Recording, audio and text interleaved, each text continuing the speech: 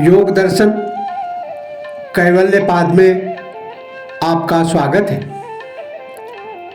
आज पतंजल योग सूत्र 24 से 28 तक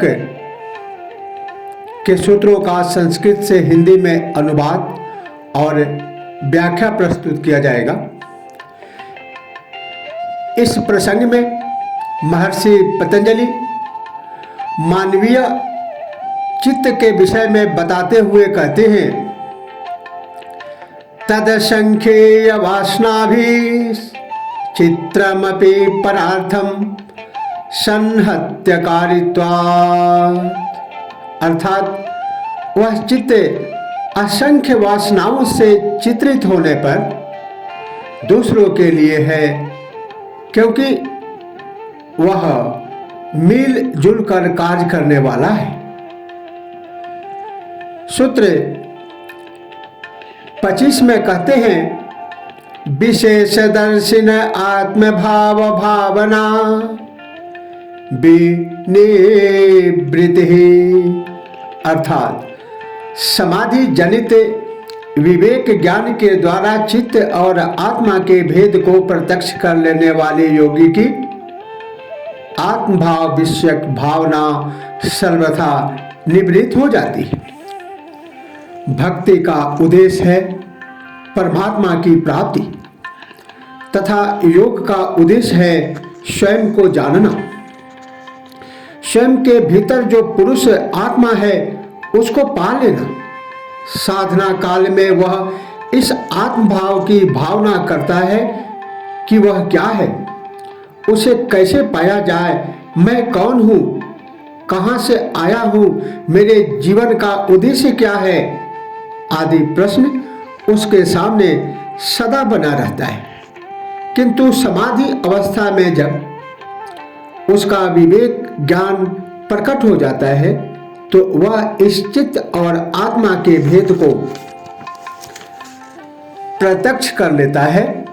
अर्थात वह प्रकृति और पुरुष की भिन्न भिन्न क्रियाओं को जान लेता है, जिससे उसे इस संपूर्ण सृष्टि की रचना ज्ञात हो जाती है। इसी के जान लेने से उसे मैं कौन हूँ, कहाँ से आया हूँ, मेरे जीवन का उद्देश्य क्या है आदि प्रश्नों का उत्तर भी प्रत्यक्ष हो जाता है, जिससे वह फिर आत्मभाव के विषय के चिंतन से मुक्त हो जाता है। उसे फिर किसी प्रकार का भ्रम या शंका नहीं रहती। आगे सूत्र 26 में महर्षि पतंजलि कहते हैं, तदा विवेका निम्नम कैवल्य प्राग्भारम चेतम। अर्थात उस समय योगी का चित्त विवेक में झुका हुआ और कैवल्य के अभिमुख हो जाता है। चित्त संसार और आत्मा के बीच का सेतु है। उसे एक ओर संसार है, उसके एक ओर संसार है जो उसकी वासना पूर्ति का साधन है, तथा दूसरी ओर वह दृष्टा आत्मा है जो इस सारे खेल को देख रहा है। यह चेतन आत्मा इतनी सूक्ष्म है कि वह इंद्रियों का विषय नहीं बन सकती, इसलिए प्रकृति ही सर्वत्र दिखाई देती है। जब योगी को समाधि अवस्था में इस प्रकृति और पुरुष का भेद स्पष्ट हो जाता है तो वह निज स्वरूप आत्मा की ओर अभिमुख हो जाता है, क्योंकि उसे प्राप्त कर लेना तथा प्रकृति को अपने से सदा के लिए विदा कर देना ही उसकी कैवल्य अवस्था है। इस स्थिति में प्रकृति का नाश नहीं होता, बल्कि उसके रहते हुए ही वह उससे प्रभावित नहीं होता। वह प्रकृति के दास से उसका स्वामी बन जाता है। प्रकृति के प्रभाव से वह विषयों की ओर आकर्षित होता था वह छूटकर आत्म आनंद की ओर अभिमुख होता है। इससे प्रकृति का कोई कार्य शेष न रह जाने से वह अपने कारण में विलीन होने लगती है तथा योगी अपने दृष्टा स्वरूप में स्थित हो जाता है। सूत्र 27 में महर्षि पतंजलि कहते हैं, तच्छिद्रेषु प्रत्ययांतराणि संस्कारेभ्यः। उस समाधि के अंतराल में दूसरे पदार्थों का ज्ञान पूर्व संस्कारों से होता है। सभी समाधि के पश्चात जब योगी निर्विष समाधि में जाता है तो उसकी पूर्ण सिद्धि से पूर्व उस समाधि अवस्था में पूर्व संस्कार बीज रूप में विद्यमान रहते हैं, जिससे योगी की उनकी स्मृति मात्र रहती है, किंतु वह उनसे प्रभावित होकर कर्म में प्रवृत्त नहीं होता। इस अवस्था में तीनों बातें एक साथ होती है।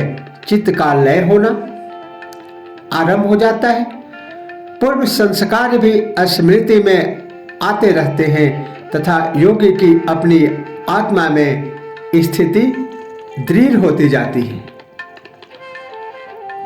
आगे सूत्र 28 में कहते हैं, हाने में शाम क्लेश्व दुवतम, अर्थात उन संस्कारों का विनाश क्लेशों की भांति कहा गया है।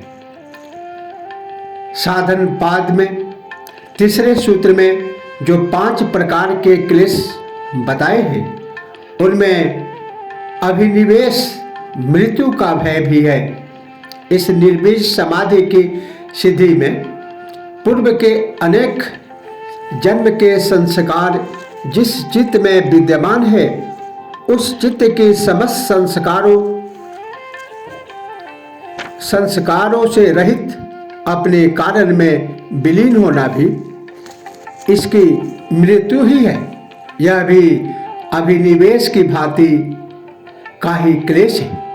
इस समय इन संस्कारों का बीज यद्यपि प्रभावहीन कर दिया गया है, किंतु अनुकूल परिस्थितियां पाकर वह पुनः वृक्ष बन सकता है। चित्त के वर्तमान रहते उन संस्कारों के बीज का सर्वथा अभाव नहीं होता। उसका अभाव तो चित्त के अपने कारण तीनों गुणों में विलीन होने से ही होता है। इस चित्त का लय होना उसकी मृत्यु जैसा ही है, इसीलिए इसे भी क्लेश ही कहा गया है, किंतु इस क्लेश का परिणाम मधुर है, अन्य क्लेशों की भांति कटु नहीं है। इसे महामृत्यु कहा जाता है, महाअभिनिवेश है ये। आज इतना ही, शेष अन्य सूत्रों में। तब तक के लिए ओम नमः।